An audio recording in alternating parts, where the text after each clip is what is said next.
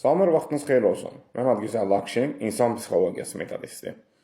Bugünkü mövzumuz sırf, yəni nöqtə atışı olaraq 12-dən psixotravmatik şok haqqındadır.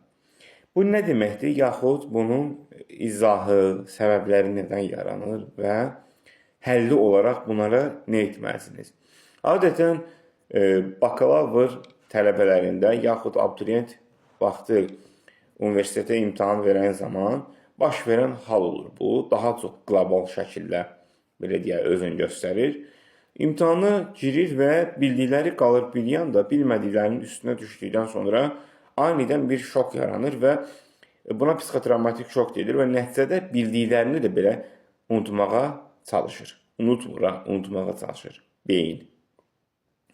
Və bundan da əlavə olaraq adətən ailəli, evlənib və sonradan boşanan şəxslərə də bu kimi hallar baş verir. Məsələn, ayrıldıqdan sonra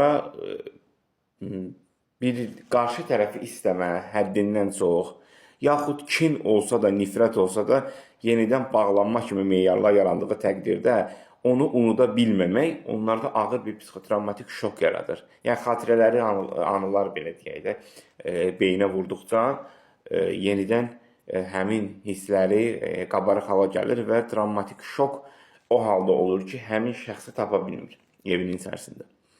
Və bundan da əlavə uzaq səyahətə çıxan zamanlarda daha çox qabarıq şəkildə özünü biruzə verir. Hər hansı bir yola çıxan zaman anidən təlaş hissi, bu da nə ilə bağlı olur? Ya uzun yol gedə bilməyəcəyini əvvəlindən bəri, o bir məsələ var, Lorida deyir, gözünə durub, bu yol gedəcək. Qabaqcın o mənfi halları düşünür və bu meyarlar ona psixoloji təsir edir və yol daxilində də psixotravmatik şok yaranır. Çalışın bu kimi halları ortadan qaldırmaq üçün ilk başda daxilə gələn şok hissində, narahatlıq hissini dəf etməyə bacara bilmirsinizsə, çalışın seanslara qoşulun. Bu çox ağır bir, belə deyək, xəstəlikdir. Hətta takıntı belə bunun yanında düşünün ki, sıfırdır. Yəni, bu dərəcədə.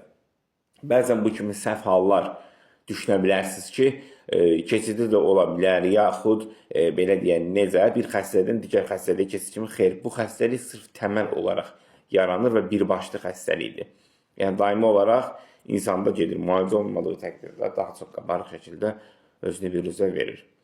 Bu qədər seanslarımız əyani və onlayn şəkildə həyata keçirilir. Qoşulmaq istəyənlər şəxsi mesaj bölməsinə və yaxud şərh bölməsinə məlumat verə bilərlər.